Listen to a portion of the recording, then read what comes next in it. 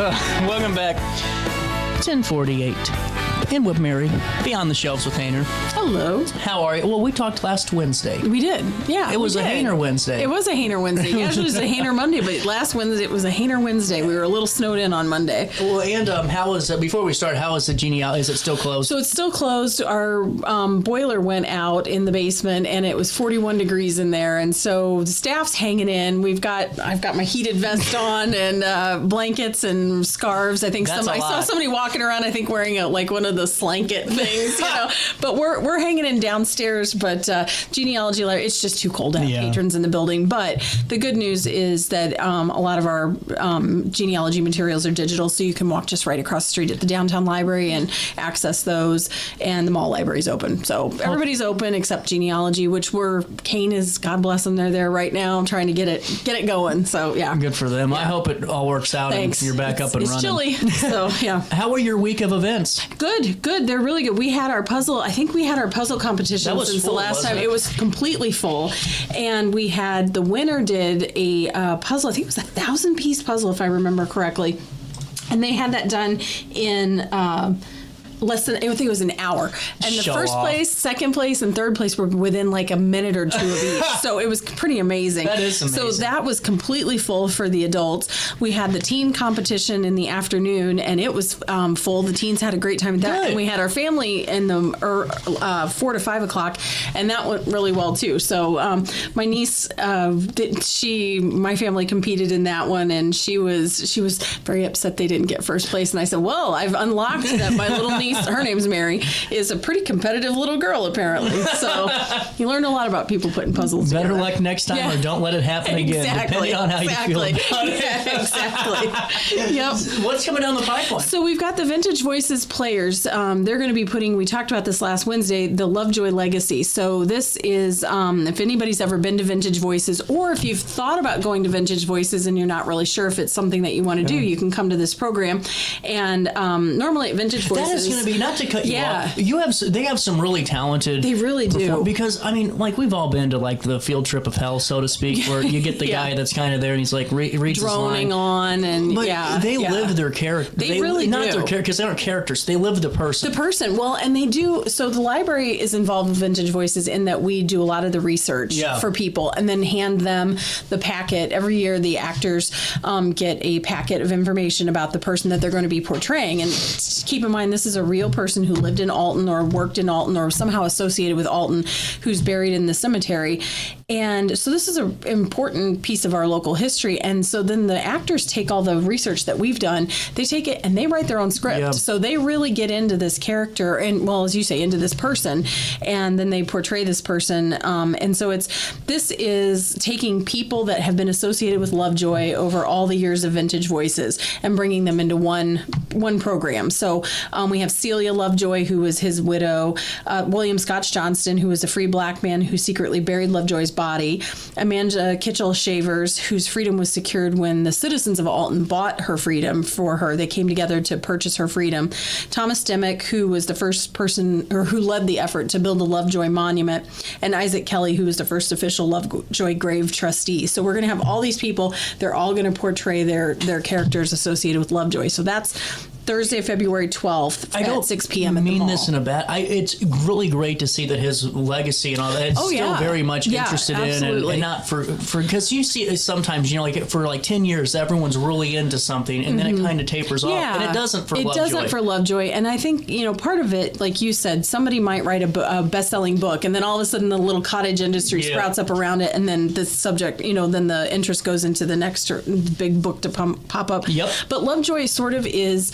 When you think about the Civil War, because they say even though he was murdered 30 years before the Civil War, it was the first shot fired in the Civil War, and there's so many different aspects of American culture tied to Lovejoy, and he really was sort of the epicenter of a lot of it. And so I think the interest in him is going to be evergreen. So 1,000%. Yeah. And what date is that again? So that's Thursday, February 12th at 6 p.m. and that's going to be at the Alton Square Mall upstairs in the performance room. So again, I know I sound like a broken drum or or broken, whatever that phrase is. Record, broken record. Thank you. They all sound the same. Yeah, exactly. If you can't navigate stairs, come in the upper level because the escalator's not working at the mall.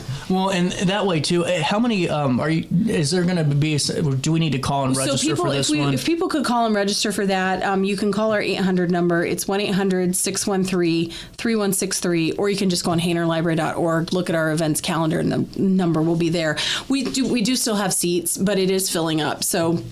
And we can hold, I think, about 100 people. So we've got a few spaces left for that. So we would ask people to register for that. So that's really cool. How's your blind date with the book going? So that's going okay. That started yesterday. So for people that don't know, I shouldn't have asked you how's it going. No, that's okay. It actually started yesterday, and it's going really well. So the staff has pulled all these different books from the collection, all different genres, different authors, different subjects, and they have wrapped them in paper. So you can't see what the book is. And so the whole point is you just come in and you grab a book off this display and you take it home, and it's sort of a blind date. You may end up with a book you really love, you may not, but you might find your next favorite. Are they long ones? So they're all different. They're all different so lengths. You could get an Art of War in there. You could get Art of War, you could get a romance, you could get a historical fiction. Now we will put little keywords. We're not going so totally on a blind date. Like, you know how think of it as your friend who's like, you'll like him. Yeah. So this is us saying you'll like it. What was the first? It wasn't the Odyssey, but what was the book?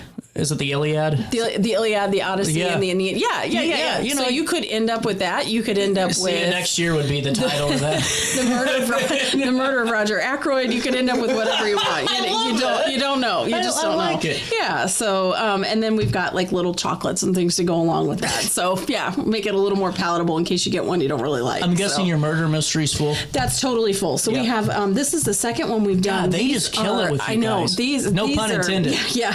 These this is a just murder mystery, and it's a murder in Mayberry, and so this is audience participation. So the people that have registered for this program, and it is full, but the people who've registered for it come in, and this company takes you on a real kind of like recreate a sort of a murder mystery at the library. So that's going to be a lot of fun. That's February 10th from 6 to 8 p.m. It's going to be really good. Yeah. And so then we've got our cookbook book club coming up. That's one of my favorites that you guys so do. This is a lot of fun. This is on February 19th from 6 to 7:30. And normally we have a book that people come and look through and pull a recipe out. We make a copy for them. But this time it's just you bring your favorite recipe from your favorite cookbook. And so February 19th, you show up from 6 to 7:30 downstairs in the mall library in our multipurpose room. You show up, you bring something that you've baked or cooked from your favorite cookbook.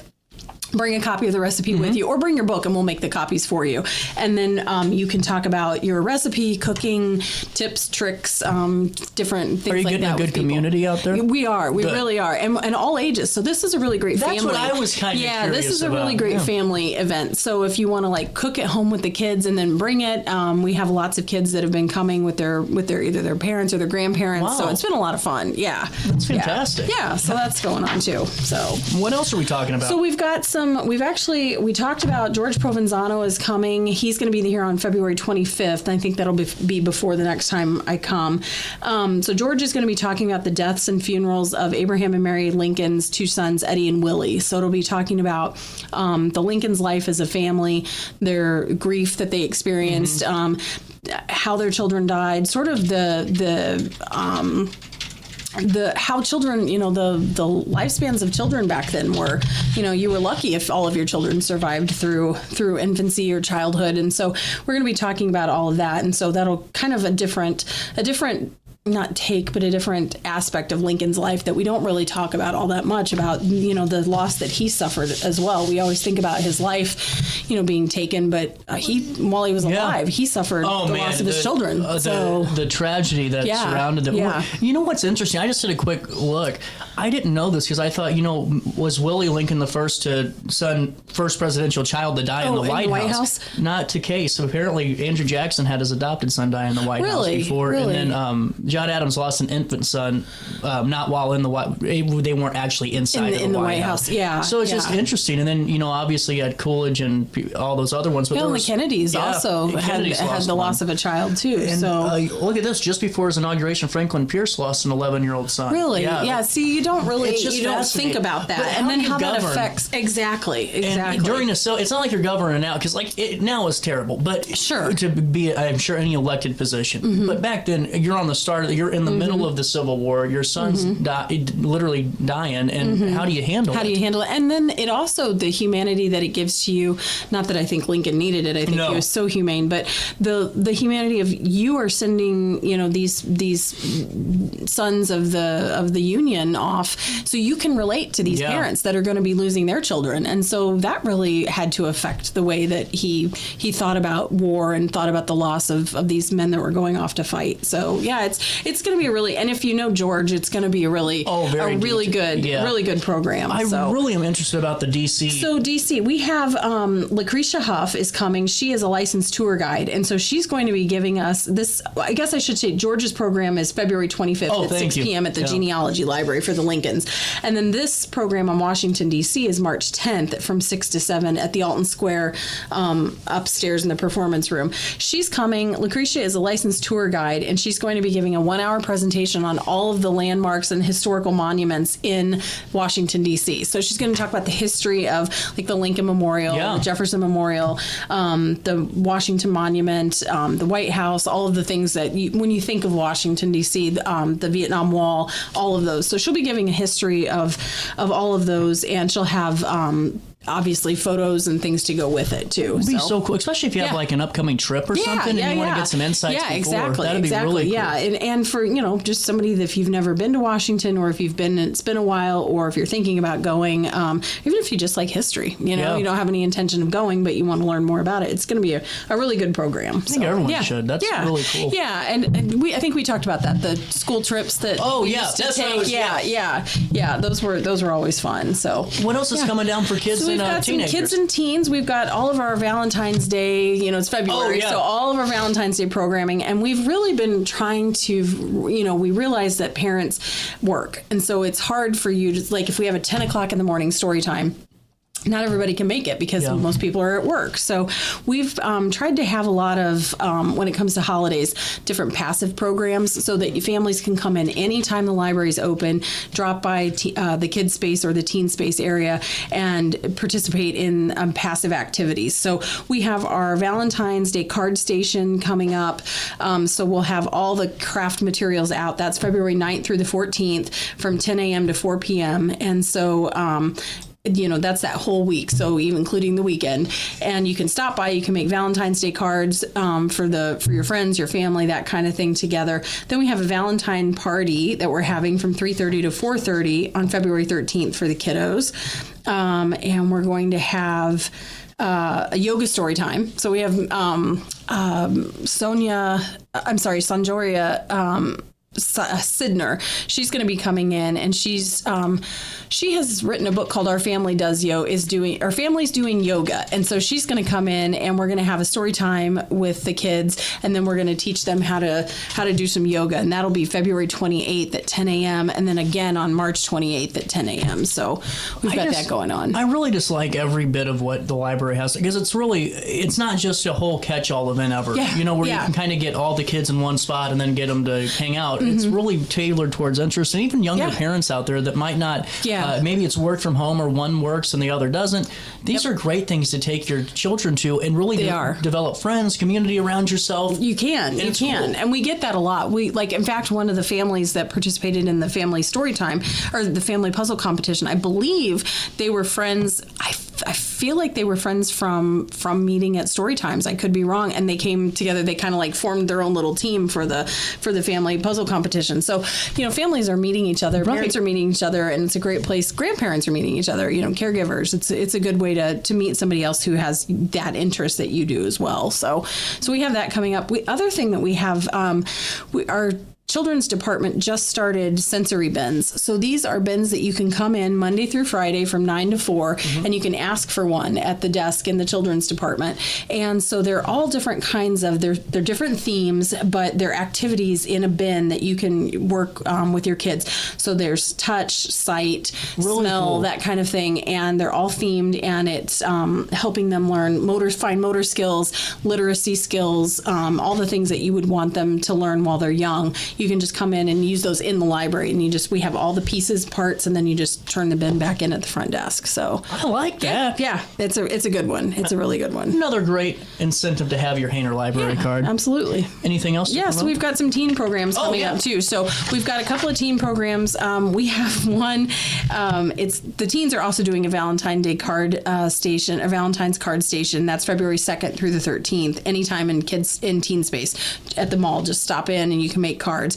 But the teens are doing a National Oreo Day. So apparently National Oreo Day, I didn't know there was such a thing, is March 6th. So from March 6th, from 4 to 5 p.m., if you're a teenager, come to the library upstairs in the performance room. We're going to have every single flavor of Oreo that we can get our hands on. And then basically you can just pick out on Oreos and choose which is your favorite one. You guys are doing this right. I Googled it. Yeah, there you go. Fun activities like tasting parties, yes. baking creative desserts, Oreo-themed games, making arts and crafts, and Oreo trivia. Yep, I didn't know. So we will have all that going on and at National Oreo Day. And so you can just, like I said, if you're after school and you're like, I really could use a snack, swing by the library and you can taste as many Oreos as you can get your hands on. So. I'm going to the Oreo relay race. Yeah. Oh. Yeah, there you go. So do you like put it on a spoon, I guess, and run? You got to run with it on your head. Oh, I've heard of that. I've seen the one too where you put it on your forehead and you try to wiggle it into your mouth. Yeah. Man, so the ideas we could come up with. And I'm sure the teens will. Yes. What I think's cool is it Megan that's with the teens? Megan. She does a great job of letting them really collaborate and she does. Taking the reins too. Yeah, and I'm sure this was one of the teens it's like, hello, snacks. How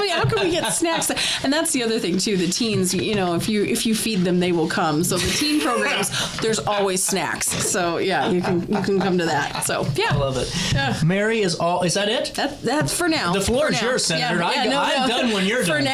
For now, that's it. I don't want to get too far out in the future because then people will forget about it. I forgot we're still early in the news. I know. Yeah. Even though we talked about, I feel like 8,000 things. So that's what's really cool too, is that even though I feel like, man, we're hitting a lot of stuff, there's still a lot more. There's still a lot more going on. A lot more going on. I mean, we haven't even talked about just the collections and the digital collections and the movie databases and ebooks and all that stuff. So we still have all of that going on too. And we'll keep you all updated on it on a write-up on RiverBender.com. Yeah. I am out of time today, 11:05. Mary, it's always great talking with you. Thank you very much. See you back here tomorrow. We got a busy show, and you can join us then for another great one. Until then, it's a little warmer, but stay your warmest. Yeah, if you can. Try your best to stay out of jail.